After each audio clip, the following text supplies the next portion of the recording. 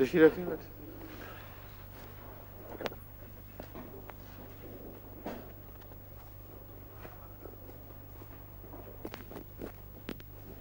جی سعید صاحب کوئی خبر؟ وسیم سے رابطہ ہوا روس؟ تو بات نہیں ہوئی. لیکن آج انشاءاللہ کروں گا بات پھر. میری ہوئی تھی کل. اچھا جی. میرا خیال تھا آپ سے ڈسکس کروں گا مگر آپ لوگ آئے نہیں کل شام کو. میں کہیں بالکل بھول گیا. اچھا ٹھیک ہے. آج ہے نا میٹنگ؟ ٹھیک. کیونکہ کیسی چل رہی ہے کلاس آپ سب کی؟ ٹھیک ٹھاک ماشاء اللہ. کل کیا بات ہو رہی تھی جب وقت ختم ہو گیا تھا؟ یاد ہے کسی کو؟ اور وہ نہیں تھا ایک اور بات بیچ میں چلی تھی کان کی درد کی، وہ نامکمل تھی ابھی.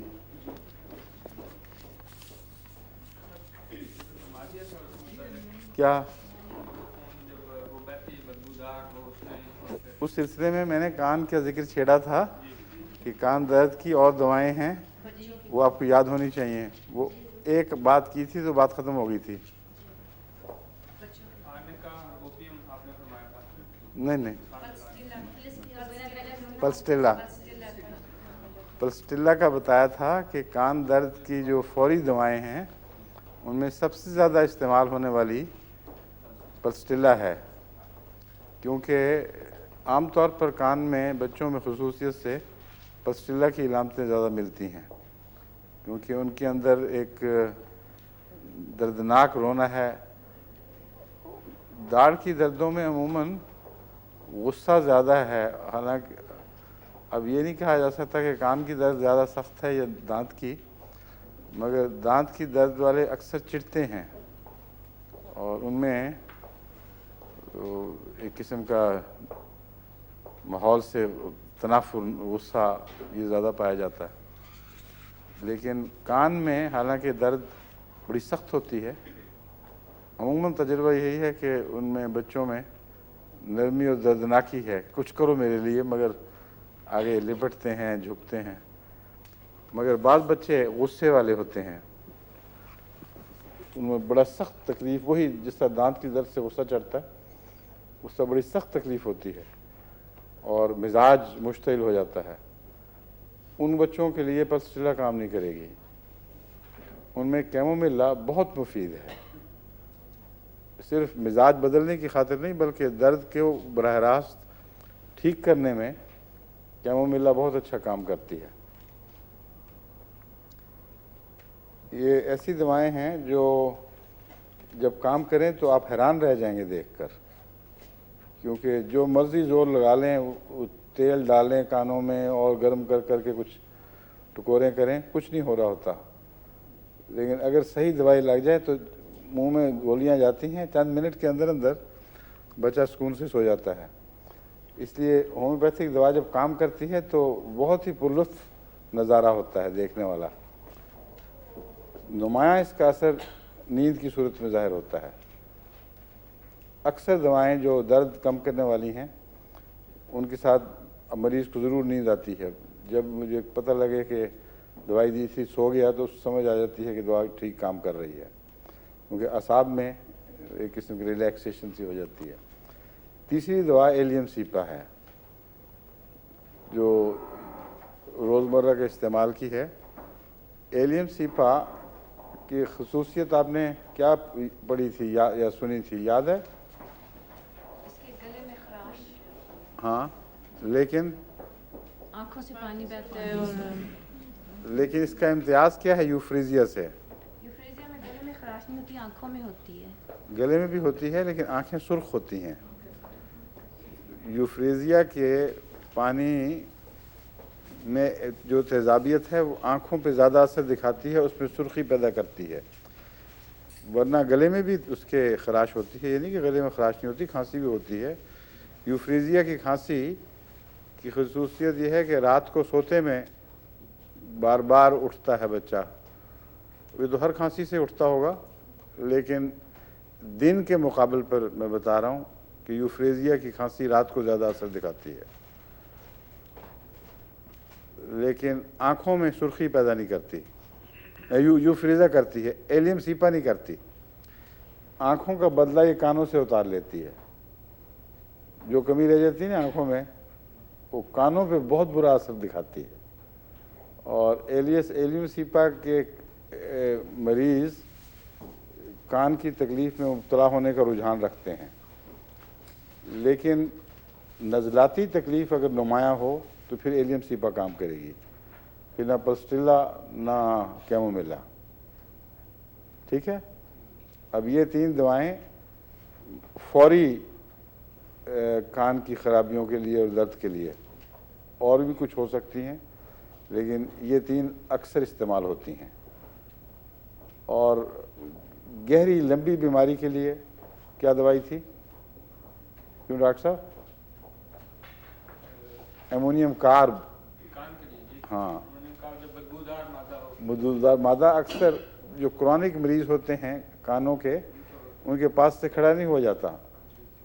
वो जब ख़ास तौर पर जब गले मिलते हैं ना, तो कान इस तरफ आता है, तो बड़ी ख़तरनाक किस्म की बदबू उठती है। उन बेचारों को खुद नहीं पता लगता। लेकिन ऐसे मरीज़ों को चाहिए कि रुई रखा करें और बंद रखा करें, वरना कान की बदबू बहुत ही मुतफ़िन चीज़ है। कानों की, हाँ, मुँह की बातें होंगी तो सब बातें करें होती है। एक और दवा है बदबू के ज़िक्र से। एक मुझे कल ही ख़त मिला है कि पाकिस्तान से एक बच्ची ने लिखा है कि हमारा भाई है, उसके जिस्म से बू आती है और ख़ास तौर पर रात को जब सोता है तो ऐसी खौफनाक बदबू उठती है कि उस कमरे में कोई घुस नहीं सकता, नामुमकिन है। ऐसी बदबूएँ जो जिस्म का हिस्सा बन जाएं, बाज़ बीमारियों के नतीजे में होती हैं। बाज़ ऐसे जहर हैं जो जिल्द से बाहर निकलते हैं और पसीने के ज़रिए या सांस में भी बू पैदा कर देते हैं। वो बू भी सांस में जो पैदा होती है, लोग क्या समझते हैं सिर्फ मैदे से आ रही है। मैदे की बदबू भी होती है, लेकिन आमतौर पर खून जब लंग्स में पहुंचता है तो लंग्स उनको साफ़ करते हैं, तो बाज़ बदबूदार मादे लंग से सांस में जो वेस्ट है ना सांस का, उसमें बाहर निकलते हैं। तो बहुत गहरी किस्म की बदबू पैदा होती है उनसे। बाज़ों के दांतों की बीमारियों की वजह से बदबू होती है। तो मुख्तलिफ वजूहात हैं बदबू की, लेकिन अगर बदबूओं की तरस को डॉक्टर अच्छी तरह समझ ले तो उससे कई किस्म की दवाओं की तरफ इशारा मिलता है। तो कान में जो बदबू है, असल हम उसकी बात कर रहे हैं। पीर साहब ने ज़बरदस्ती दांत मुँहों की तरफ मुतवज्जे कर दिया, इस वक्त वो बहस नहीं चलेगी। एक सिर्फ बताना चाहता था दवा जो बदबूओं में ख़ास मुकाम रखती है और उसका ज़िक्र सिर्फ बदबू के तौर पर ही मिलता है। हालांकि मेरा ख़्याल है ऐसी दवा जो गैर मामूली तौर पर बदबू से ताल्लुक़ रखती हो, उसका गहरी बीमारियों से ज़रूर ताल्लुक़ होगा, और वो है रस ग्लाब्रा, RHUSGLABRA।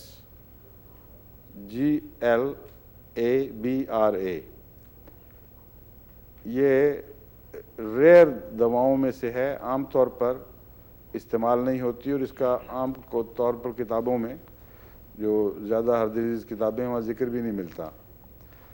लेकिन बदबू दूर करने में ये चोटी की दवा है। यहाँ तक कि अगर कुछ अर्सा इसको इस्तेमाल कराया जाए बाज़ मरीज़ों पे, तो उनके खारिज होने वाले मादों से बू बिल्कुल हट जाती है। अब वहाँ जहाँ ये काम करेगी बदबू हटाने में, वहाँ इस हद तक काम करती है फिर कि रोज़मर्रा फुजले में टॉयलेट जाएं, कोई बदबू नहीं होगी। और ये बाज़ मरीज़ों पे तजर्बा करके मैं बता रहा हूँ, ये बिल्कुल दुरुस्त बात है। तो इस दवा के ऊपर मज़ीद तहकीक होनी चाहिए। अब तक तो हम यही इस्तेमाल करते हैं कि बदबू, मगर मैं समझता हूँ जो इतना गहरा असर करने वाली दवा हो वो उन सब जगहों पे असर करती है जो बदबूदार मादे जिस्म में दाखिल करने वाले अज़ा हैं या बीमारियां हैं। तो इस पर अगर नज़र रखी जाए, ऐसा शख्स जो जिसके सांस से, जिसके जिस्म से बू आती हो, उसकी ख़ास बीमारियां आते नोट करके उसको फिर रस ग्लाब्रा दे के देखी जाए। कहीं اثر نہیں کرے گی، معلوم کیا جائے کہ کس قسم کے مریضوں میں اثر نہیں کیا تھا. یعنی 100% کوئی دوا بھی اثر نہیں کیا کرتی، یہ یاد رکھنے اچھی طرح. عام طور پر کہنا چاہیے عام طور پر اثر کرتی ہے، اور سوائے 1-2 دفعہ کے میرے تجربے میں رس گلابرا نے ہمیشہ اثر دکھایا ہے. مگر ایسے مریض کم آئے ہیں جن پر رس گلابرا کی ضرورت پیش آئی. اکثر مریض جو بعض خاص بیماریاں لے کر آتے ہیں، ان کی بیماریوں کے ساتھ کچھ نہ کچھ بدبو تو طبعاً اس بیماری کا ایک لازمی حصہ ہوتی ہے.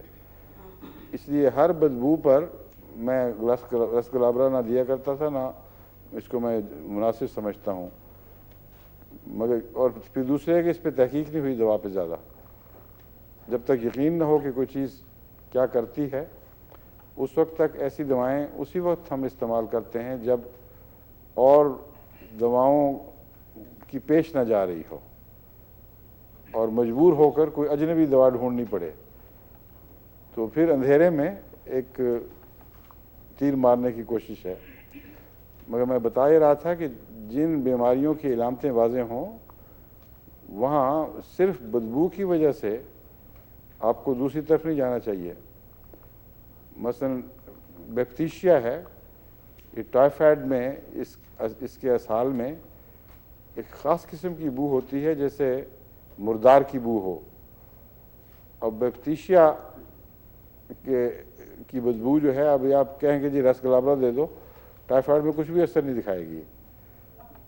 بس بیکٹیشیا کی بدبو منہ سے بھی آتی ہے. بیکٹیشیا کے نتیجے میں گلے خراب ہوں، اور اکثر ایسی انفیکشنز جو اپنے آخری مقام تک پہنچ جائیں، وہ جس کو کہتے ہیں نا بریک ڈاؤن کر دیں میوکس میمبرینز کو یا گلینڈز کو، اور وہاں کوئی دفاع پیدا نہ ہو رہا ہو، بدبو پیدا ہوتی ہو. لیکن اس کی گلے کی انفیکشن کی علامت یہ ہے کہ یہ درد نہیں پیدا کرتی. عام طور پر گلے کی انفیکشن سے شدید درد ہوتی ہے اور گلا پھول جاتا ہے. اس کے مریض کی گلے کی علامتیں بڑی خطرناک ہوں گی، مگر درد محسوس نہیں کرتا. اس کی وجہ ہے، ممکن ہے یہ ہو کہ یہ بریک ڈاؤن کی پوزیشن ہے، یہاں خون رش ہی نہیں کرتا، اب اس کو چھٹی کر گیا ہے، اس سے ریٹرن آف کہتے ہیں جس طرح. اور جب ڈاکٹر گلے کا ایگزامینیشن کرے گا تو اندر پیپ کے گہرے اسپاٹس دکھائی دیں گے. لیکن جن بیماریوں میں گلے میں دردیں نمایاں ہوتی ہیں، وہاں گلے میں سوزش دکھائی دیتی ہے، سرخی اور سوجا ہوا. اس کا جو گلا ہے، میں نے دیکھا ہے ہمیشہ نمایاں اس میں بات ہے کہ وہ پیلش سا ہوتا ہے، اور اس پہ سفید پھیلتے ہوئے پیپ کے چھالے سے ہیں، اور بدبو ہوگی. یہ اگر بات ہو تو پھر بیکٹیشیا اللہ تعالیٰ کے فضل کے ساتھ کافی اثر دکھاتی ہے. اب واپس چلتے ہیں دواؤں کے، کچھ پرانی دواؤں کے یاد تازہ کرنی ہے، کچھ نئی بتانی ہے آپ کو.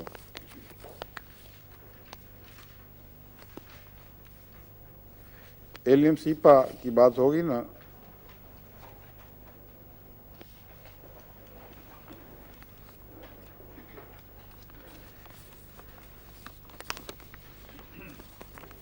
ایلو ایک عام دوا ہے استعمال ہونے والی.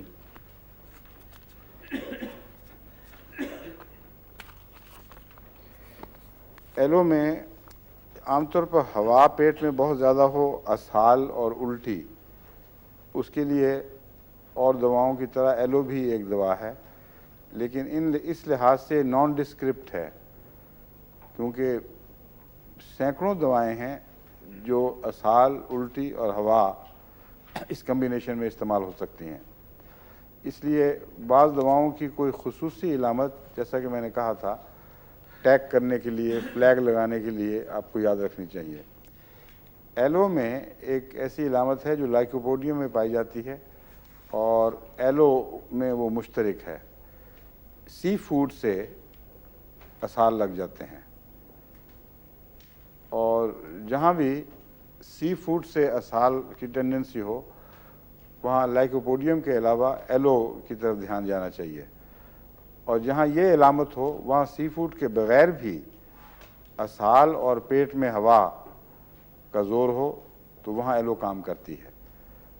اور دوسری اس کی خاص بات ہے کہ اس میں پیٹ کی ہوا جس طرح بعض دواؤں میں تمام جسم پہ برابر، تمام پیٹ میں برابر تناؤ پیدا کرتی ہیں، اس طرح نہیں، بلکہ لائکوپوڈیم سے کچھ مشابہ، دائیں طرف زیادہ۔ لیکن کچھ مشابہ میں نے اس لیے کہا ہے کہ لائکوپوڈیم میں عموماً دائیں طرف کا رجحان ہے، لیکن ہوا میں نیچے کی طرف دباؤ ہوتا ہے لائکوپوڈیم میں، یہ ایک خصوصیت ہے اس کی۔ ہوا کے ذکر میں آپ کو ہومیوپیتھی کتابوں میں 3 دوائیں نمایاں طور پر ملتی ہیں، مگر ان تینوں کو بعض کمبینیشن بنا کے بھی دیتے ہیں، مگر میرا تجربہ ہے جب تک اصل وجہ معلوم نہ کرو کچھ بھی فائدہ نہیں ہوتا۔ کیا؟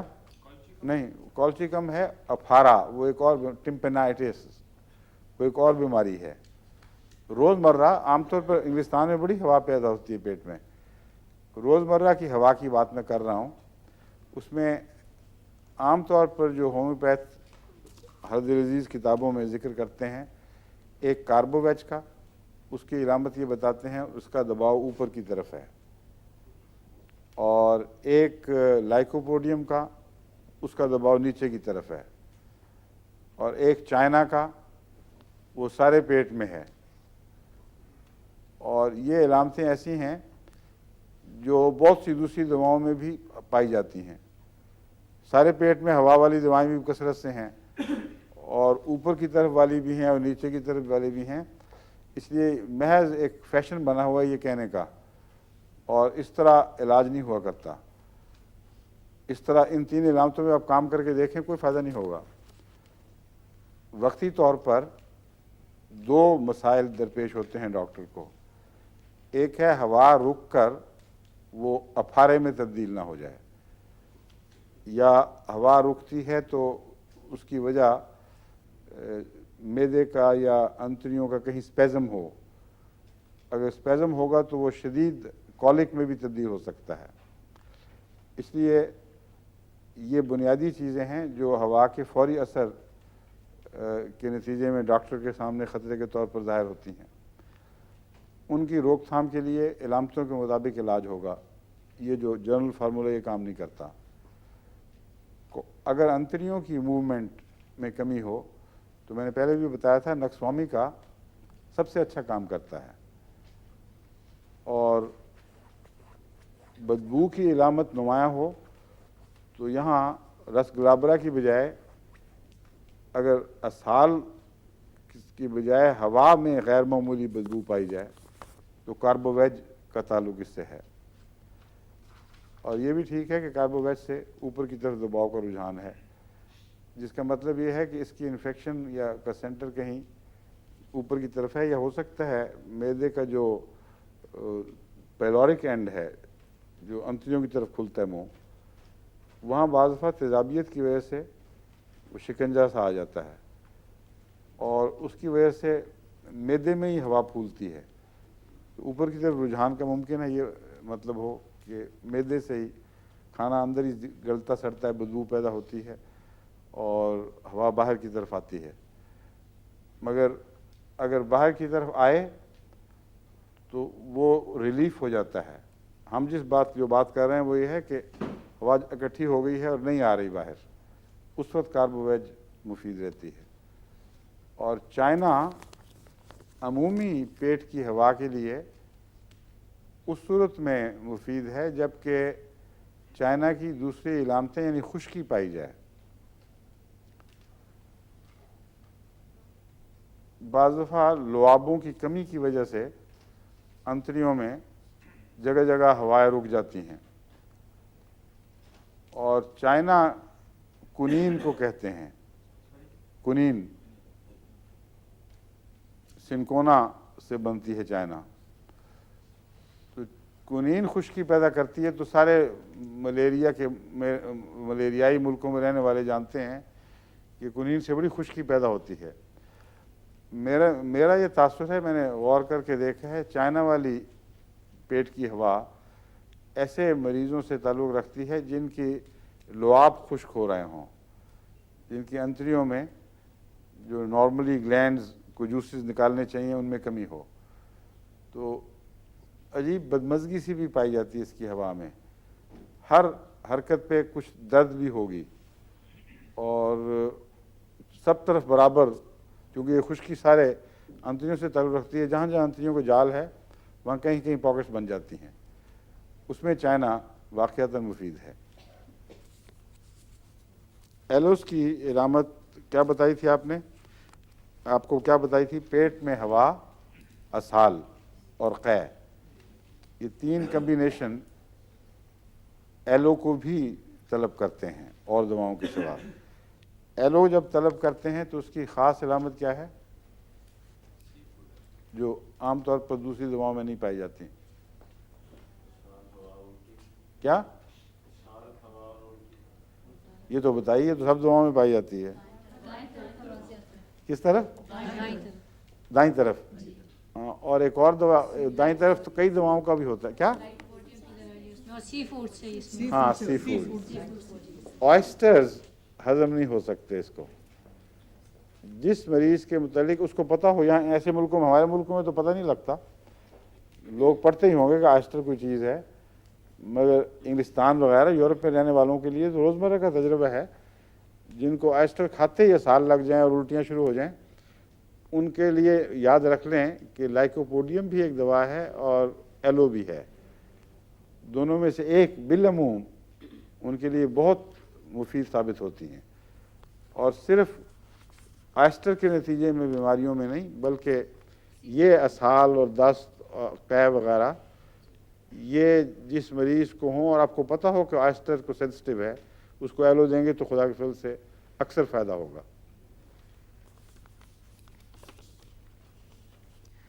ایلیومن کے متعلق آپ کو پڑھا چکا ہوں میں پہلے. ایلیومن ہیں جی بتایا. بتایا. جو ہے لیڈیز کی یادداشت زیادہ اچھی نہیں ثابت ہو رہی ہے. آپ کو یادداشت پہ بھی لیکچر دینا پڑے گا. کیا؟ ایلیومن نہیں بتایا. ایلیومن وہ نہیں بتایا. یہ کہتے ہیں یاد ہے ہمیں. پڑھا ہوگا کہیں اور. دونوں بتائیں. ڈفرنٹ ہے نا جی، دو ایلیومینا اور ایلیومن.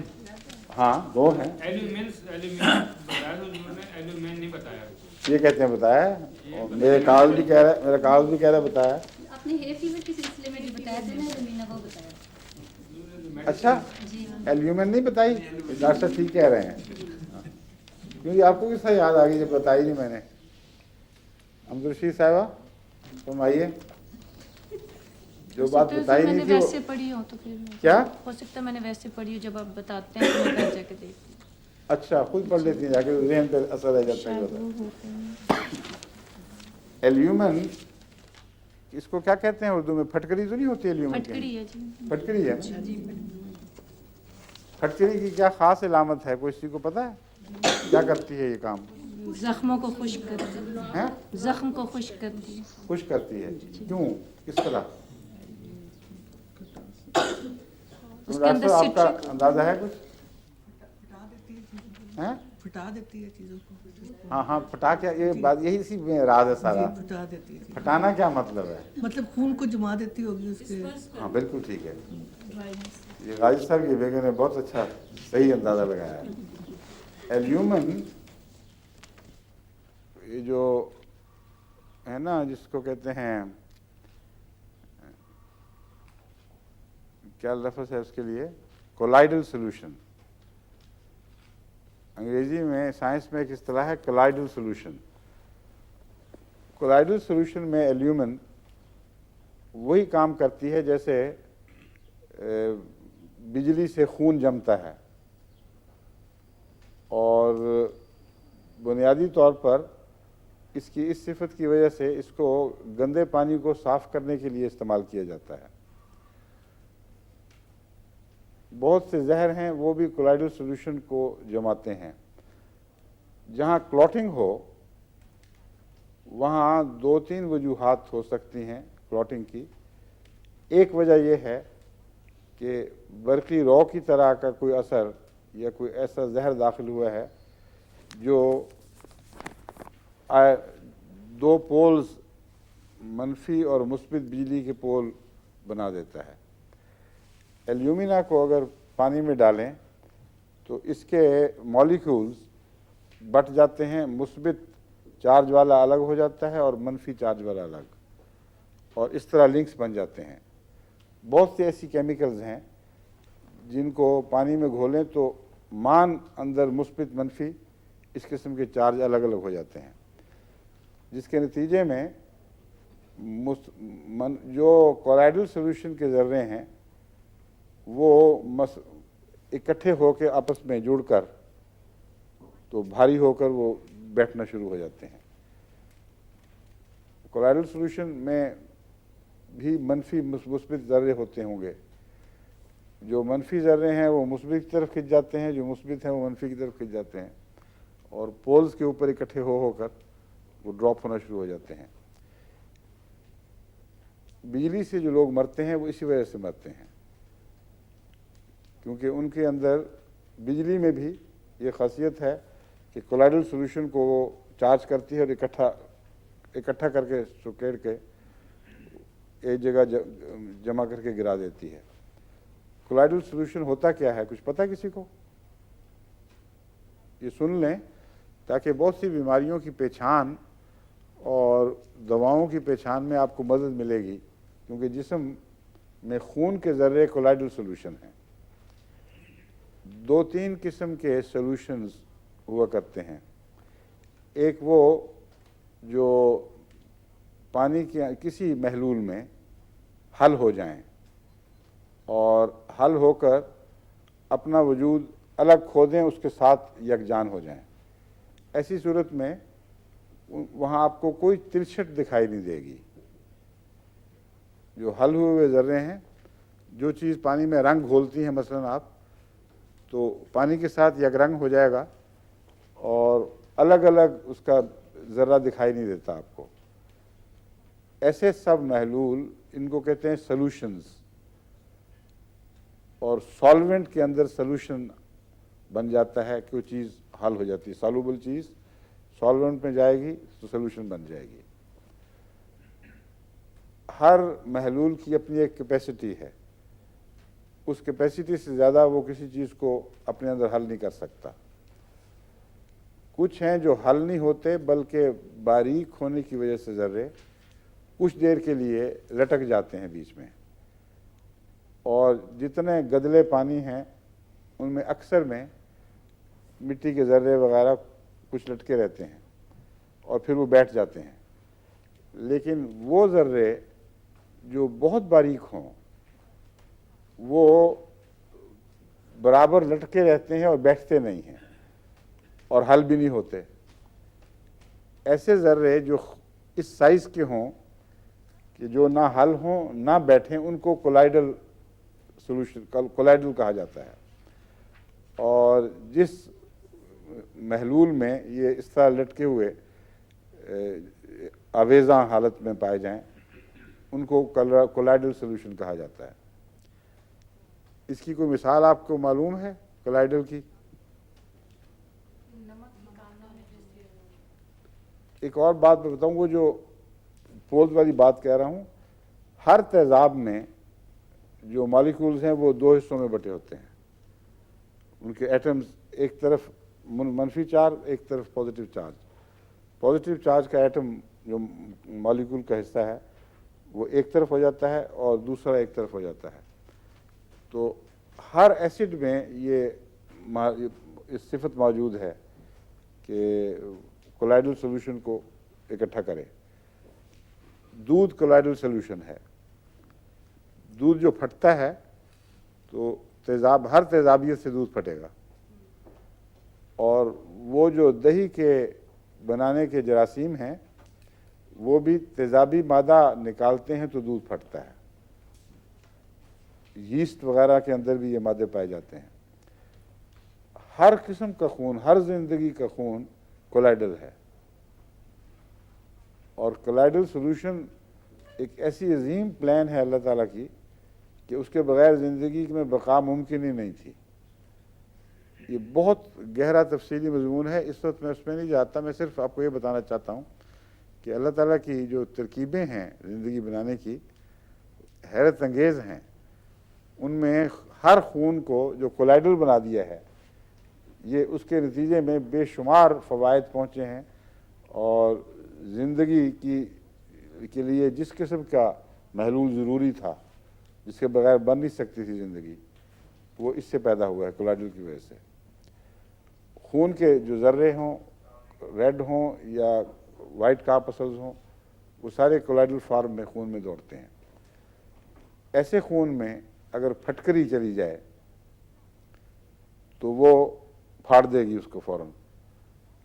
ہم سندھ میں جب جایا کرتے تھے تو پرانے زمانے میں مٹی والے پانی اور گندے پانی کو صاف کرنے کے لیے پھٹکری ڈالا کرتے تھے، اور پھٹکری کی دو مصیبتیں، ایک طرف مصیبت حل کرتی تھی، ایک طرف مصیبت بن جایا کرتی تھی۔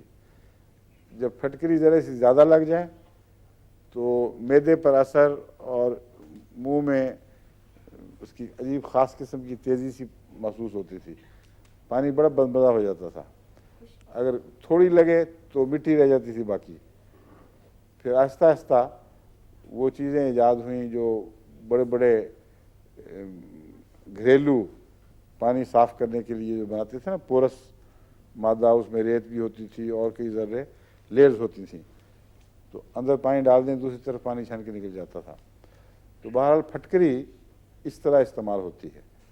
اب ایلیومن جب بھی آپ کے ذہن میں آئے گی، اس کی سب سے نمایاں صفت جو میں نے آپ کے ذہن پہ نقش کرنے کی کوشش کی ہے وہ یہ ہے کہ یہ کولائڈل سولوشن کو پھاڑنے میں نمایاں حیثیت رکھتی ہے، اور خون کو بند کرنے میں اس لیے استعمال ہوتی ہے۔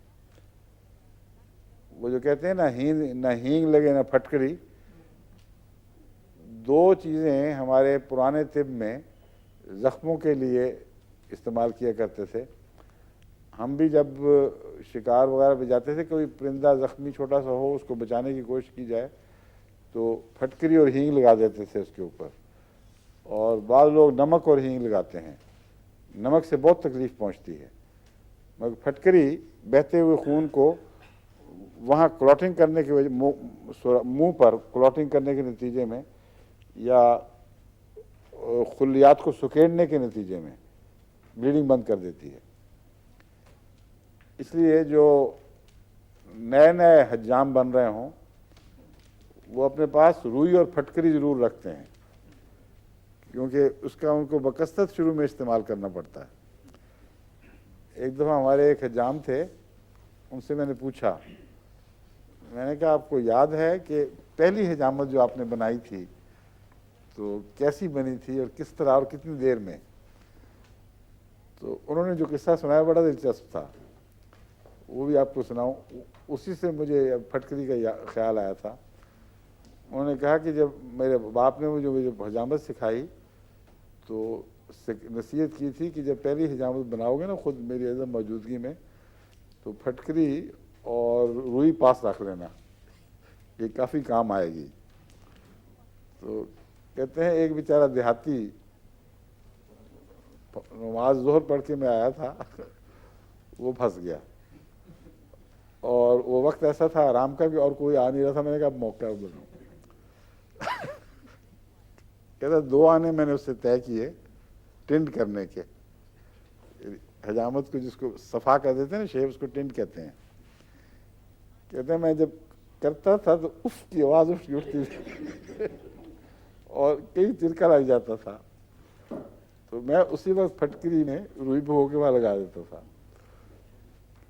کہتے جب آیا تھا تو سیاہ بالوں والا تھا، جب گیا تو سفید بالوں والا، پورا سر روئی سے بھر گیا تھا سفید۔ اور آخر پہ اس نے جب بہت شور مچایا تو میں نے کہا تم شور کس بات کا مچا رہے ہو؟ دونی کی بات ہے وہ میں نہیں لیتا۔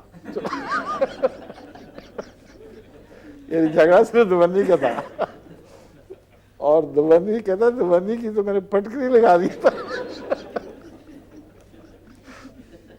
تم نے کیا جھگڑا شروع کیا میرے ساتھ؟ خیر بیچارہ دیہاتی غریب آدمی چلا گیا اسی طرح روتا پیٹتا، لیکن کالا سر لے کے آیا تھا، سفید لے کے واپس لوٹا۔ تو پھٹکری گھروں میں اگر ہو تو بلیڈنگ کے لیے فوری طور پر کام آ سکتی ہے، مگر اس کے بدل زور پر حجامت بنانے کی کوشش نہ کریں بچوں کی۔ اچھا، ایلیومن میں بعض بڑی گہری باتیں پائی جاتی ہیں، اس لیے بہت ہی مفید ہے۔ ایلیومن گہرے السرز کے لیے اور ایسے گہرے پھوڑوں کے لیے جو کینسر بنتے ہوں، ان میں اس سٹیج پر، ابتدائی سٹیج میں بہت مفید ہے۔ گلے کے کینسر میں اور زبان کے کینسر میں خصوصیت سے ایلیومن بہت اثر دکھاتی ہے۔ میں نے کہاں رکھا ہوا یہ نشان؟ ہاں، یہ ہے۔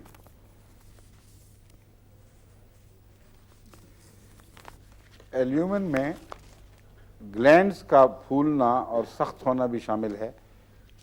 یہاں اوپر گلینڈز ہوں، دائیں طرف بائیں طرف یا کسی اور جگہ، عام طور پر لمفیٹک گلینڈز پر اس کا زیادہ اثر ہے۔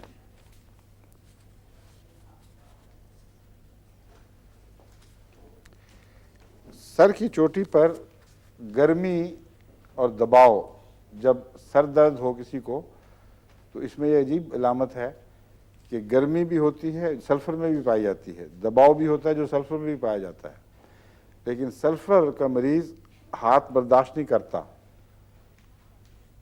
جہاں گرمی اور دباؤ کا پریشر ہے نا سر پہ، وہاں بعض دفعہ دیکھیں اگر وہ گنجا ہو کچھ تو تھوڑی سی تمازت بھی آئی ہوتی، سرخی بھی آئی ہوتی ہے وہاں، لیکن گرمی کا جو سلفر کا مریض ہے وہ کپڑا اتارے گا، کوئی چیز لگنے بھی برداشت نہیں کرتا۔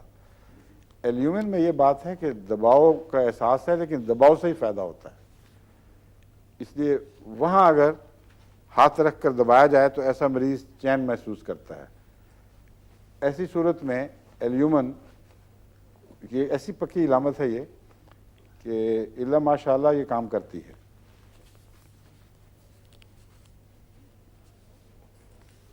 عضلاتی کمزوریاں اس میں بڑی نمایاں پائی جاتی ہیں۔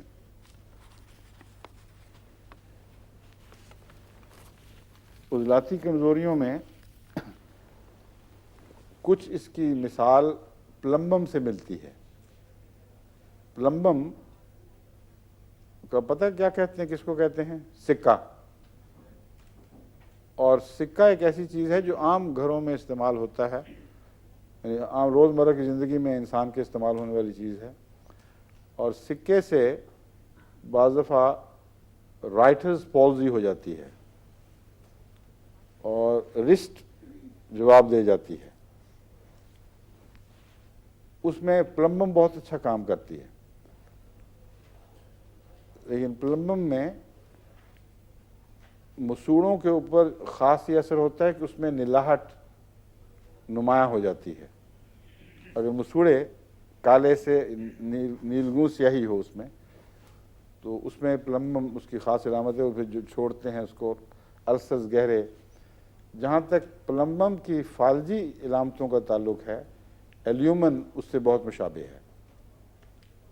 وجہ مجھے کچھ سمجھ نہیں آئی کہ کیوں دونوں میں مشابہت ہے، لیکن فالجی حد تک دونوں ایک دوسرے سے مشابہ ہیں۔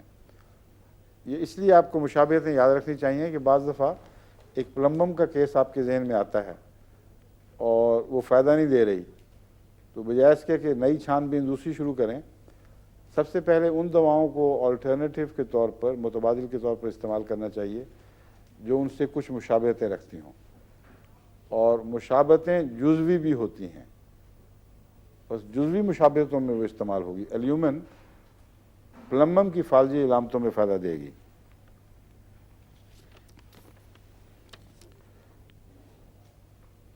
عورتوں کی جو اعصابی کمزوریاں ہیں ایسی عام ملتی ہیں، مردوں میں بھی لیکن عورتوں میں بہت زیادہ، کیونکہ ان کو بار بار، جیسا کہ قرآن کریم نے فرمایا ہے، تکلیف پر تکلیف اٹھا کر بوجھ اٹھانے پڑتے ہیں بچوں کے، اس کی وجہ سے ان کے عضلات مردوں کے مقابلے پر جلدی جواب دے جاتے ہیں، اور وہ جو پریشر نیچے کی طرف پیدا ہوتا ہے یہ عام جو عورتیں بیماریاں اپنی بتاتی ہیں ان میں یہ بات اکثر قدر مشترک پائی ہوتی ہے، ان کے لیے یہ دوا بھی بہت اہم ہے، ایلیومن۔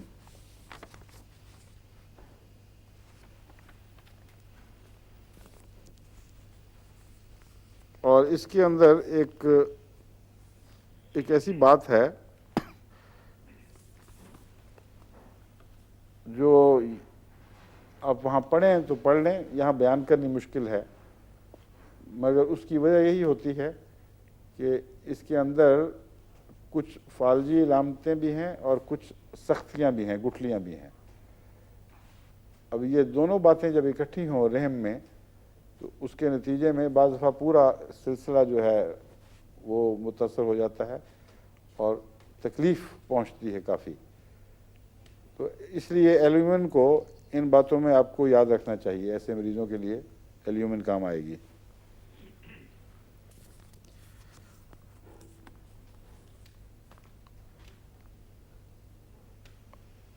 اب ہمارے وہاں جب ہالینڈ گئے تھے تو حامدہ فاروقی کی انگریزی ٹرانسلیشن کرتے کرتے آواز بیٹھ گئی تھی۔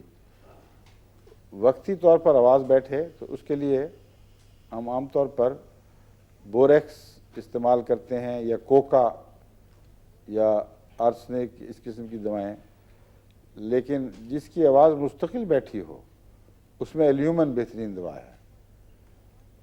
اس لیے صرف گلا بیٹھنا، آواز بیٹھنا کوئی اپنی ذات میں کوئی لیڈنگ یا رہنما علامت نہیں بنتی جب تک اس سے ملتی جلتی کوئی خصوصی علامت بھی آپ یاد نہ رکھیں۔ ایلیومن میں جو گلا بیٹھتا ہے یہ عموماً مستقل کیفیت بن جاتی ہے۔ بعض لوگوں کو دیکھیں نا گلا بیٹھا ہی رہتا ہے، ان کے لیے ایلیومن بہت اچھی ہے۔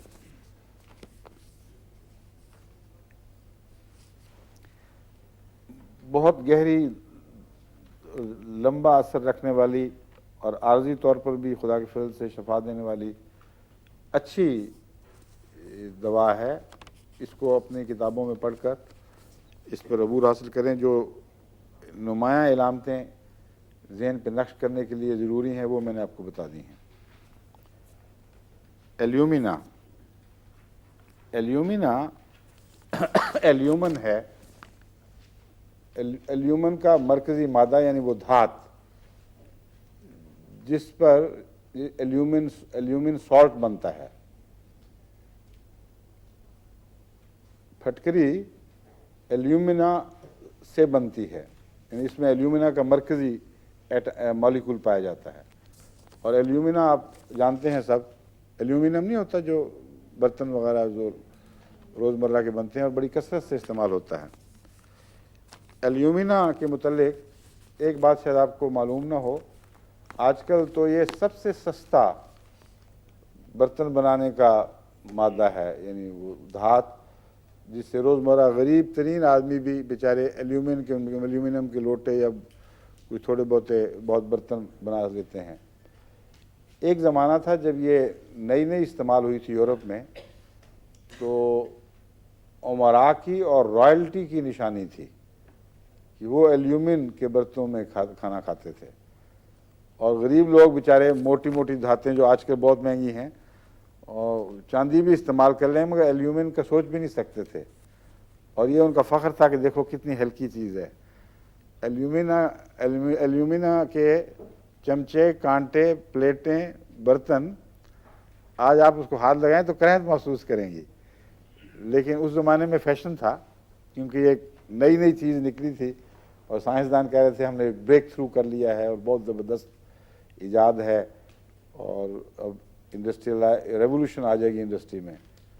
آئی مگر اس کے آنے سے پہلے یہ امیر لوگوں نے اپنے نخرے پورے کر لیے اور کچھ دیر پاگل بنے رہے۔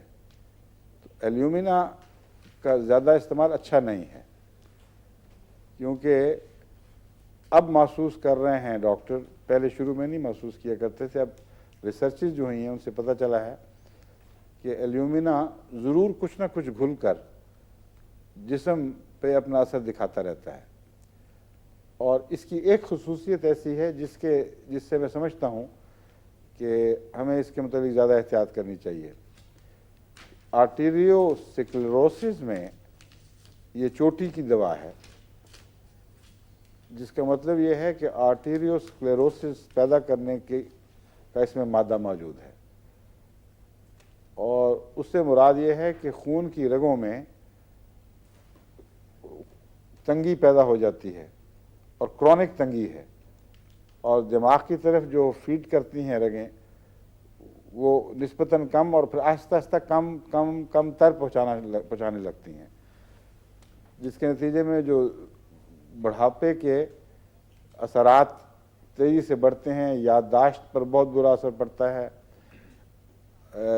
عضلات سخت ہونے شروع ہو جاتے ہیں اور بیکار ہونے لگتے ہیں، بعض دفعہ ہائی بلڈ پریشر ہوتا ہے، بعض دفعہ لو بلڈ پریشر ہوتا ہے۔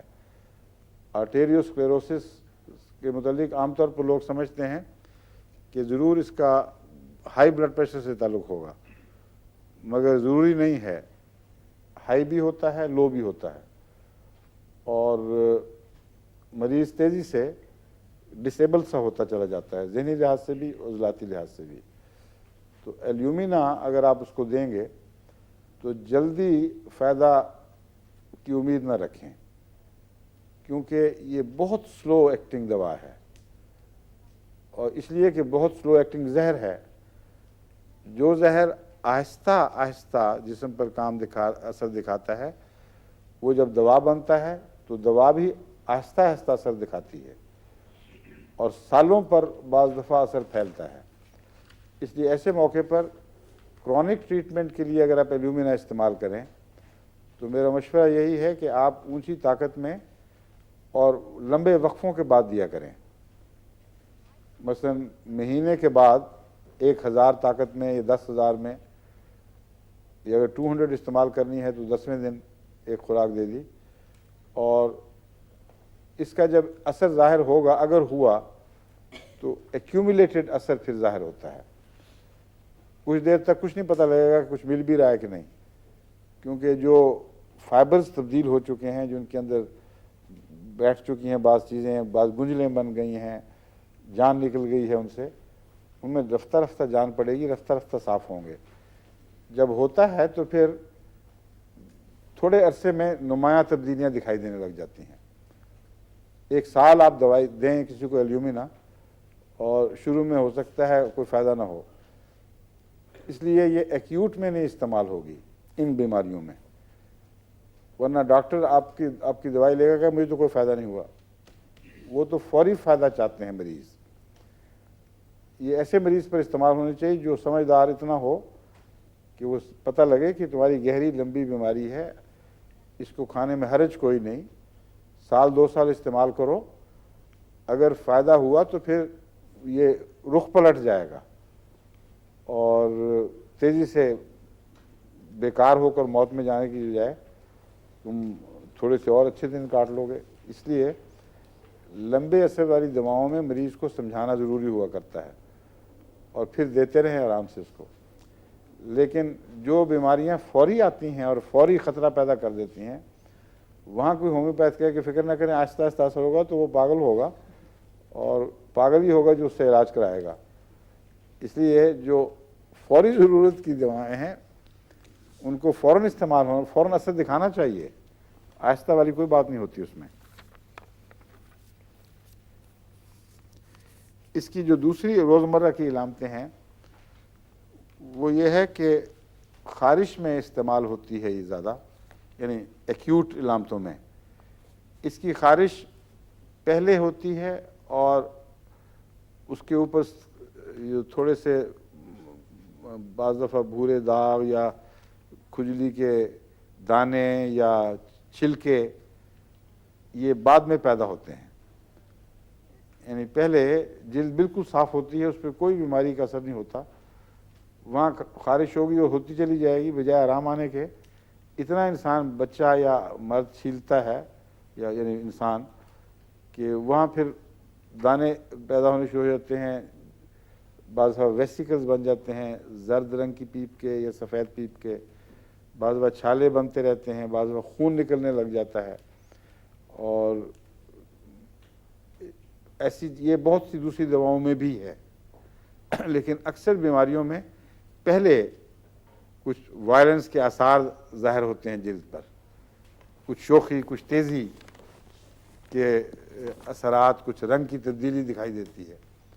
ایلومینا میں یہ نہیں ہے، یہ خالصتاً جب اس حصے کو معاف کر دیتے ہیں آپ چھیل چھیل کے، پھر وہاں گند بیٹھتا ہے، پھر وہاں اور قسم کی بیماریاں پیدا ہو جاتی ہیں۔ آنکھوں کے چھپر کے سوجنے سے اس کا گہرا تعلق ہے۔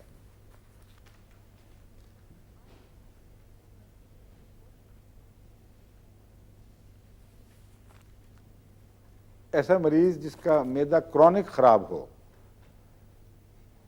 یعنی بعضوں کے معدے جواب دے جاتے ہیں نا، وہ کہتے ہیں ہم کچھ نہیں کھا سکتے۔ بعض ایسے ہیں اچھے بھلے اللہ کے فضل سے کھاتے پیتے لوگ ہیں، ویسے محاورتاً کھاتے پیتے، لیکن ہر نعمت حرام ہوئی پڑی ہے۔ معدے کے متعلق وہم ہے یا واقعتاً ایسا ہوگا کہ کچھ نہیں کھا سکتے سوائے دہی یا سوائے کیلے کے، اور اسی پہ زندگی کا گزارا چل رہا ہے۔ کسی دعوت پہ نہیں جا سکتے، کسی کے گھر نہیں جا سکتے، کوئی مزہ ہی نہیں آتا، کوئی مہمان آئے تو ایک طرف بیٹھے ہوئے ایک چھوٹی سی چیز اپنی الگ رکھی ہوئی۔ تو ایسے معدوں میں ایلومینا کام آتا ہے۔ وقتی اثر سے زیادہ اس میں گہرا اور لمبا اثر پایا جاتا ہے۔ تو کوئی بعید نہیں، میں نے اس پہ تحقیق نہیں کی، مگر بعید نہیں کہ جو اثر یہ دماغ پر دکھاتی ہے رگیں سکیڑ کر، ویسے ہی اثر گلینڈز پر دکھاتی ہو، اور گلینڈز میں جہاں خون جاتا ہے اور پھر لعاب بناتا ہے کئی قسم کے، وہاں پوری مقدار میں خون پہنچتا نہ ہو اور وہ سکڑ جاتے ہوں۔ تو وجہ کچھ بھی ہو، اثر ایسا ہی ہوتا ہے، گویا یہ وجہ ہے۔ بس اس کا معدہ لمبا جواب دے چکا ہو، وہاں بدبو پیدا ہوگی، تعفن ہوگا، کھانا وہیں پڑا سڑتا رہے گا، اور ہوا بھی اس سے پھر پیدا ہوتی ہے۔ کھٹاس کی شکایت عام طور پر لوگ کرتے ہیں، کھٹے ڈکار آتے ہیں۔ یہ جو لفظ کھٹا ڈکار ہے اس کو بھی سمجھ لینا چاہیے۔ ایک ہے معدے کی تیزابیت۔ تیزابیت سے ضروری نہیں ہے کہ کھٹا ڈکار آئے۔ تیزابیت سے عام طور پر کھٹے ڈکار نہیں آتے، بلکہ گمسم ہوتی ہے اندر۔ جب قے ہو تو شروع میں نہیں پتہ چلتا، جب آخری حصے قے کے ہوں اس میں گہرا کاٹنے والا تیزاب نکلتا ہے۔ لیکن جس کو عام لوگ تیزابیت کہتے ہیں، وہ بدبودار غذا کے ڈکار جو ہیں، وہ تھوڑا سا اس میں کھٹی بو پائی جاتی ہے۔ ایک بو کھٹی ہوتی ہے، ایک مزہ کھٹا ہوتا ہے۔ کچھ کھٹاس ویسی بھی ہوتی ہوگی، مگر جسے عام طور پر ہم عرف عام میں، خاص طور پر پنجاب میں کہتے ہیں اس کو کھٹے ڈکار آ رہے ہیں یا مجھے کھٹے ڈکار آ رہے ہیں، وہ معدے کی عام بدہضمی سے جب وہ ڈکار میں ایک خاص قسم کی تیزابی بو آ جاتی ہے، اس کو کھٹا ڈکار کہتے ہیں۔ تو کھٹے ڈکار معدے کے جواب دینے کے نتیجے میں ہوتے ہیں۔ جب بریک ڈاؤن ہو جائے معدے کا، اس وقت کھٹے ڈکار پیدا ہوتے ہیں۔ اور یہ بیماری ہی، یہ مرض، یہ ایلومینا اس معدے سے تعلق رکھتی ہے جہاں بریک ڈاؤن ہو چکا ہو۔ بواسیر کے لمبے چلنے والے زخموں میں بھی ایلومینا کام آتی ہے۔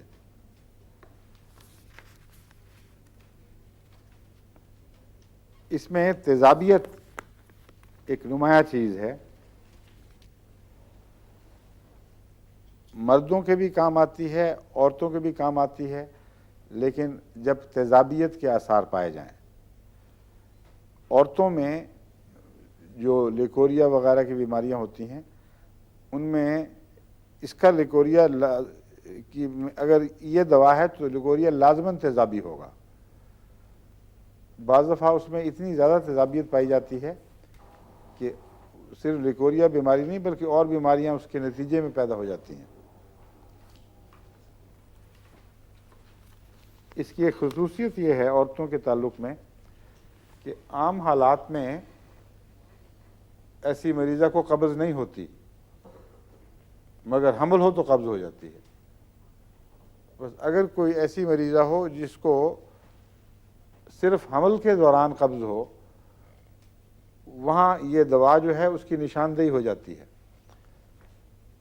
یہ ایسے मॉनिटरिंग पॉइंट्स आपको याद रखने चाहिए, क्योंकि आपको फिर बहुत सी दूसरी सरदर्दियों से बचा लेते हैं। ये ऐसा जहन में नक्श होना चाहिए कि जहां आपने किसी औरत ने कहा जी मुझे कब्ज़ है, आपको पूछना चाहिए कि कब्ज़ दायमी है, हमेशा से थी या इस प्रेगनेंसी से इसका ताल्लुक़ है। तो अगर वो कहेगी सिर्फ प्रेगनेंसी के वक्त होती है, तो बाकी इलामतों में भी एल्यूमिना की निशानदेही हो गई, और अक्सर ऐसी मरीज़ा एल्यूमिना ही की हो गई।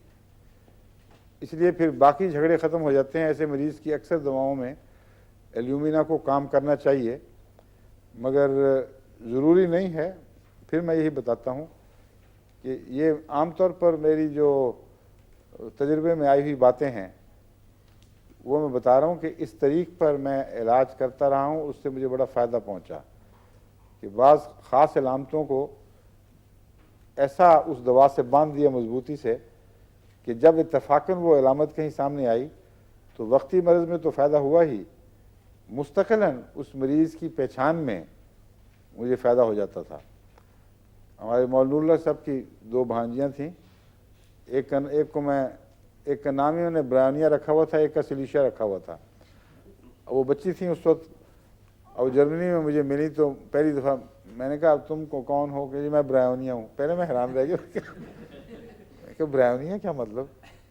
तो क्या आपको याद नहीं, आप जब वक्फ जदीद में होते थे तो हमारी अम्मी आपके पास लाया करती थी, तो आपने मेरा नाम ब्रायनिया रखा हुआ था और मेरी बहन का सिलिशिया, और अब तक हमें वही दवाएं काम आती हैं। उसने बताया कि अभी भी जब भी मुझे तकलीफ़ हो मैं ब्रायनिया इस्तेमाल करती हूँ, और इल्ला माशाअल्लाह उस किसी और दवाई की ज़रूरत नहीं पड़ती। तो ये मैं कह रहा हूँ कि ये फ़ायदा हो जाता है, वरना होम्योपैथ को इतने सवाल करने पड़ते हैं और इतने बारीक सवाल करने पड़ते हैं कि मुसीबत बन जाती है, और इतना वक्त रोज़मर्रा होता नहीं। बाज़ दफ़ा मैं वहाँ जो सवाल जवाब में भी जर्मनी में बैठता रहा हूँ तो वहाँ मुझसे एक जर्मन नौजवान ने सवाल किया, उसको कुछ वाक़फ़ियत थी होम्योपैथी की, कि आप ये क्या कर रहे हैं हरकत। वो खड़ा होता है, मुझे आप फ़ौरन बता देते हैं ये दवा दो, ये तो जायज़ बात नहीं है। तो उसको मैंने कहा कि ये तुम्हें यहाँ नज़र आ रहा है इस वक्त, इससे पहले मैंने बहुत लंबी मेहनत 30-40 साल तक मेहनत की हुई है, और मुझे बाज़ इलामतें मरीज़ खड़ा हो बोले भी ना तो उसके चेहरे पर दिखाई देती हैं। तो इसलिए मैं करता हूँ। और दूसरे ये कि इस हंगामे में मैं, ये तो नामुमकिन है मेरे लिए कि 2 घंटे लगाऊँ, वो तो फिर कई दिन सिर्फ होम्योपैथी के लिए लग जाएंगे। इसलिए चूँकि मुझे पता है बाज़ दफ़ा नहीं 150 से ज़्यादा ना सही, कुछ कम सही, इस किस्म के इलाज में कुछ फ़ायदा ज़रूर हो जाता है। नहीं होगा तो फिर ये मुझे बाद में ख़त लिखेंगे, मेरे पीछे पड़ेंगे जब तक मैं ठीक दवा ना बता दूँ। फिर उसकी तसल्ली हुई। उसमें था मैं आया हूँ, दूसरा तमाशा दिखाने वाले आते हैं ना, एक वो फेथ हीलर्स वगैरह, वो बताया और चला गया। मैंने कहा ये वो किस्सा नहीं है, इनको मेरा एड्रेस मालूम है, और ये सारे मुझे इलामतें लिखेंगे, बात याद कराएंगे कि हमने ये कहा था, आपने ये कहा था, और अभी तक फ़ायदा नहीं पहुंचा। फिर उस पर फिर मुतमिन हो गया। तो ये चीज़ें काम आती हैं जो मैं आपको समझा रहा हूँ। कब्ज़ है आम बीमारी, बेशुमार दवाओं में है, मगर हमल के साथ जब ताल्लुक़ होगा तो एल्यूमिना फ़ौरन आपके जहन में उभरनी चाहिए। फालजी इलामतें इसके अंदर बाकी भी की बीमारियों, एल्यूमिन की तरह इसमें भी पाई जाती हैं, मगर एल्यूमिन में दरमियाने दर्जे का असर रखने वाली बीमारियां हैं, यानी मुद्दत। एल्यूमिना की मुद्दत सब दवाओं की मुद्दतों से लंबी मुद्दत है, या सब से लंबी मुद्दत वाली दवाओं में एल्यूमिना के शुमार होता है। क्या आरजी? मैं फारजी कह रहा था? नहीं, मुमकिन है कोई और भी ये समझो, क्योंकि मैं फारसी तो नहीं कह रहा था, या आप फारसी समझ रही हो शायद। हाँ ठीक है, हाँ बात आरजी है। आरजी और दायमी, इसको कहते हैं मुज़मिन جو ہے نا کرونک کو مزمن کہتے ہیں، اور ایکیوٹ کو حاد کہتے ہیں. اور لفظ حاد ایسا ہے جو اکثر لوگوں کو سمجھ ہی نہیں آئے گا. حاد میں نے تیز اور فوری، اس لیے میں تو اس کی بجائے عارضی اور دائمی زیادہ استعمال کرتا ہوں کیونکہ ہمارا یہ سننے والے لیکچر بہت سے دیہاتی ہوں گے، نسبتاً چھوٹی عمر کے لوگ بھی کم اردو جاننے والے، تو ان کو بات سمجھانی چاہیے. آئندہ جب وہ کتابوں میں پڑھیں گے حاد اور مزمن، تو حاد سے مراد ہے ایکیوٹ اور مزمن سے کرونک.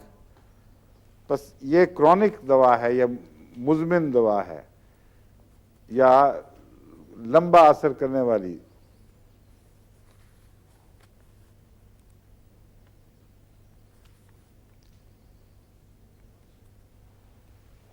کھانسیاں بھی بعض دفعہ دائمی ہو جاتی ہیں.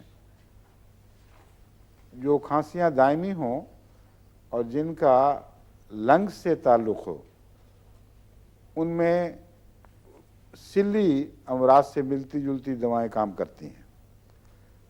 مثلاً بیسیلینم ہے، فاسفورس ہے، آرسنک آیوڈائڈ ہے، کالی کاب ہے.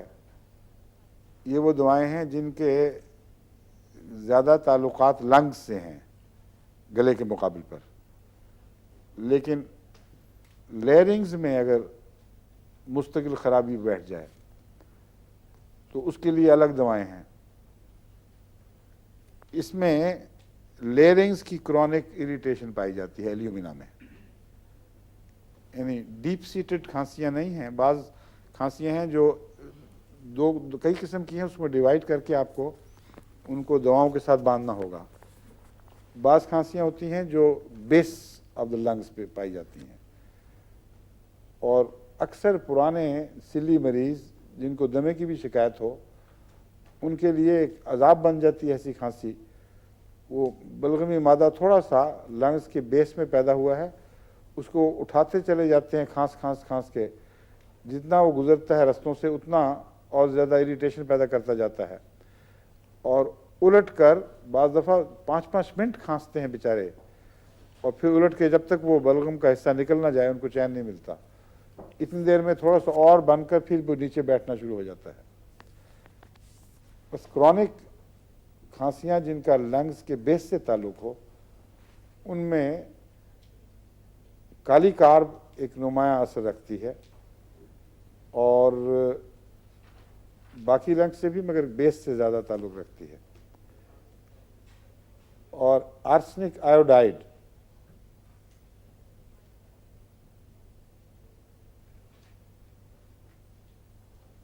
ایک ڈاکٹر ہمارے وہاں تھے افریقہ میں، ڈاکٹر ضیاء الدین صاحب، جانتے تھے آپ ان کو؟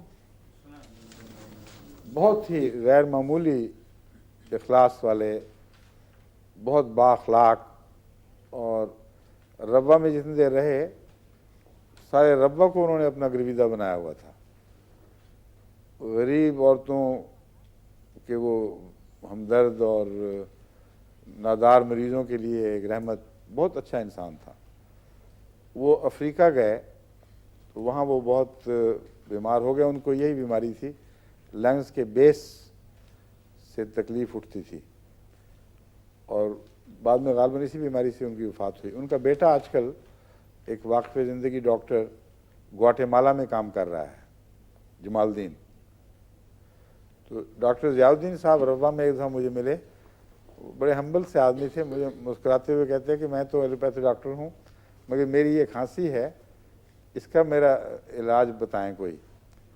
تو ان کو میں نے ایک تو یہ دوا دی تھی آرسنک آیوڈائڈ، اور ایک کالی کاب، اور کچھ فائدہ ہوا. اور کچھ بیماری چونکہ کرونک تھی زیادہ انہوں نے استعمال نہیں کی ہوگی، پھر دوبارہ عود کر آئی. افریقہ جب تھے تو زیادہ تکلیف ہو گئی، تو انہوں نے باقاعدہ انگلستان آ کر یہاں کے چوٹی کے ہومیوپیتھ سے وقت لیا، اور اس کو 100 پاؤنڈ فیس بھی دی اور نسخہ لکھوایا. تو جب میں ان سے پھر ملا تو بہت ہنستے تھے. مجھے کہتے کہ میں نے ایک چیز دکھانی ہے. جیب سے وہ چٹ نکالی کہ یہ نسخہ ہے جو اس انگریز نے مجھے لکھ کے دیا تھا، اتنا میں نے خرچ کیا، اور یہ ایگزیکٹلی وہی نسخہ ہے جو آپ نے مجھے یہاں مفت دیا تھا۔ ایسا کئی دفعہ ہوتا ہے، کئی دفعہ ہو چکا ہے۔ ہومیوپیتھ چاہے کہیں ہو، کسی وقت بھی کسی کو دیکھے، اگر وہ علامتوں پر جائے گا تو وہی دوائی دے گا، اس لیے زیادہ خرچ کر کے لیں یا کم مفت لے لیں، یہ آپ کی مرضی ہے۔ حضرت ابا جان جب بیمار تھے تو ربوہ میں کبھی کبھی میرا بھی داؤ لگتا تھا، تھوڑا سا میں علاج کر لیتا تھا، لیکن مستقلاً تو بھائی منور کی راجدھانی تھی ایلوپیتھک کی، تو چھوٹی آپا کو، ام متین کو، وہ بھی اس وقت سن رہی ہوں گی، ان کو یاد ہے کہ میں نے وہاں ایک دوائی ان کی تجویز کی، لیکن اس کو معمولی سمجھ کے شاید استعمال کیا یا نہیں، مجھے اب یاد نہیں۔ ابا جان یہاں انگلستان آئے 55 میں، اسی سفر میں بھی آیا تھا پہلی دفعہ، اور سر جان ایپلٹن تھا یا اس قسم کا کوئی نام تھا، جو کوئین کا فزیشین ہوا کرتا تھا، اس سے وقت لیا اور اس کو کافی فیس بھی دی گئی۔ اس نے جو نسخہ، جو پوٹینسی دی، وہ میں نے ہی وہی تھی جو میں نے ربوہ میں دیا تھا نسخہ، اور اسی پوٹینسی میں۔ تو میں ایک دفعہ آیا تو چھوٹی ابا بہت ہنس رہی تھی کہ یہ دیکھ لو، تمہارا علاج تھا، ہم نے کہا کہ کوئی فرق نہیں، پتہ نہیں، گھر کی مرغی دال برابر، اور اب یہ اتنا خرچ کر کے وہی نسخہ ملا ہے۔ تو ہومیوپیتھک تک بازی نہیں ہے، اگر آپ سائنٹیفک علاج کریں گے تو ہر جگہ کا ڈاکٹر وہی علاج تجویز کرے گا۔ کیوں نہیں، وقت ہو رہا ہے؟ ابھی ہے نا؟ اچھا ٹھیک ہے۔ ایلیومینا کا میں دیکھ لوں، بواسیر کے زخموں میں بھی کام آتی ہے، اور مردانہ اور زنانہ اور تکلیفوں میں بھی کام آتی ہے، پرانی دائمی کھانسی میں بھی کام آتی ہے، اور اس کی خاص علامت یہ ہے کہ لنگ سے اس کا تعلق نہیں ہے، ہوگا تو میرے علم میں نہیں، مگر لیرنگ سے ہے، اور وہاں خراش ہو اور بار بار کھانسی اٹھے اور وہ مستقل عادت بن جائے تو اس میں ایلیومینا کام آتی ہے۔ لیکن ایک نزلے کے بعد بعض دفعہ لوگوں کو لمبا عرصہ تک یہاں خراش کے ساتھ کھانسی اٹھتی رہتی ہے، وہ مزمن تو نہیں ہے، دائمی تو نہیں ہے، مگر کافی دیر چمٹی رہتی ہے، وہاں رسٹاکس بہت اچھا کام کرتی ہے۔ ایلیومینا کی بجائے رسٹاکس 200 میں ایک خوراک دیں۔ مجھے بھی اسی قسم کی مصیبت چمٹی رہا کرتی تھی کافی عرصہ یہاں بھی، اور رسٹاکس کے متعلق یہ لکھا نہیں ہوا کہ اس قسم کی کھانسیوں میں کام آتی ہے۔ تو جب میں نے دیکھا کہ عام طور پر دوسری دوائیں کام نہیں کر رہیں، اپنا وقت لیتی تھی وہ، تو پھر مجھے ایک دفعہ خیال آیا کہ اب میں اپنی طرف سے، اس کو پنجابی میں گویڑ لگانا کہتے ہیں نا، کہ میں دیکھوں کیا ملتی جلتی چیزیں کام کر سکتی ہیں۔ تو رسٹاکس میں چونکہ ایگزیما بھی ہے، خارش بھی ہے، اور کچھ دیر اگر کروٹ بدلیں تو آرام دے کر پھر دوبارہ شروع ہو جاتا ہے۔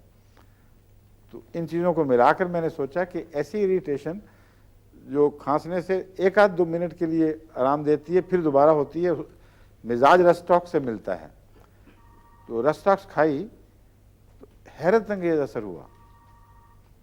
اس دن کئی دن کی یہ مصیبت تھی، نماز پہ گیا ہوں، کوئی کھانسی نہیں اٹھی، بعد میں اور جگہ اپنے باتیں کرتا رہا ہوں، کوئی کھانسی نہیں اٹھی، ایک معمولی سا آواز میں بھاری پن سا رہ گیا تھا، جس طرح آرام آ جائے تو کچھ اس کا اثر باقی رہ جاتا ہے۔ تو رسٹاکس کو پھر میں نے اور مریضوں پہ بھی استعمال کیا ہے۔ ایسے مریض جن کی لیرنگز کی خارش ذمہ دار ہو، وہاں رسٹاکس کام کرتی ہے۔ گہرے لنگ سے اثر رکھنے والے جو زہر ہیں یا جو جراثیم ہیں، ان میں رسٹاکس کی بجائے بیسیلینم، برائیونیا، یہ آرسنک آیوڈائڈ، کالی کاب، اور لائکوپوڈیم بھی، بیلاڈونا، عارضی طور پر کام کرنے کے لیے، آرسنک، یہ سب وہ چیزیں ہیں، سلفر، یہ بھی بہت کام کرتی ہے۔ تو ان کا تعلق مستقل ٹھہر جانے والی مرضوں سے ہے جو زیادہ لنگ سے تعلق رکھتے ہوں۔ और मर्क सॉल भी बाज़ दफ़ा बहुत काम आती है। सिलीशिया भी आती है मगर एहतियात की ज़रूरत है। सिल्ली अमराज अगर खून की नालियों के करीब हों अंदर और सिलीशिया आप ऊंची ताकत में दे दें तो देखते देखते मरीज़ ब्लीडिंग से मर जाएगा, क्योंकि सिलीशिया में बैरूनी मादों को बाहर धकेलने का गैर मामूली इसमें गैर मामूली ताकत पाई जाती है। बस सिलीशिया इस्तेमाल करते वक्त खुसूसन लंग्स वगैरह में कुछ एहतियात की ज़रूरत है। लेकिन अगर ये पता हो कि सिल्ली मादा नहीं है, कुछ आगे बीमारी नहीं है, फिर बेशक इस्तेमाल करें। लेकिन एक बात याद रखें कि मर्क सॉल के बाद सिलीशिया न दें और सिलीशिया के बाद मर्करी न दें। वो चंद दवाएं जिनकी आपस में दुश्मनी है, जो एक दूसरे के बाद दिए जाने से बद असर पैदा कर सकती हैं, उनमें एक जोड़ा है सिलीशिया और मरकरी। मरकरी का कोई भी कंपाउंड हो, कोई भी नमक हो, सिलीशिया के बाद ना दें, सिलीशिया से पहले ना दें। इनके दरमियान एक चीज़ है जिसका मिजाज दोनों से मिलता है और बाज़ दफ़ा पहचान मुश्किल होती है कि यहाँ हैपरसल्फ इस्तेमाल की जाए या सिलीशिया, हैपरसल्फ या मरकरी, यानी हैपरसल्फ। हैपरसल्फ वो दवा है जिसको इन दोनों दवाओं के दरमियान बफर जोन के तौर पर इस्तेमाल किया जाता है। अगर सिलीशिया से हैपरसल्फ में मुंतकिल होना है ना, इसमें मरकरी में मुंतकिल होना है, पहले हैपरसल्फ दें। और हैपरसल्फ बाज़ दफ़ा खुद ही ऐसा काम करती है कि किसी और दवा में जाने की ज़रूरत ही नहीं रहती, और या फिर कोई और दवा दें, मरकरी ना दें, यहाँ तक कि कुछ अर्सा गुजर जाए। हो गया। अब एक दवा एल्यूमिना और इसके साथ मिलती जुलती बहुत सी दवाएं हुई हैं।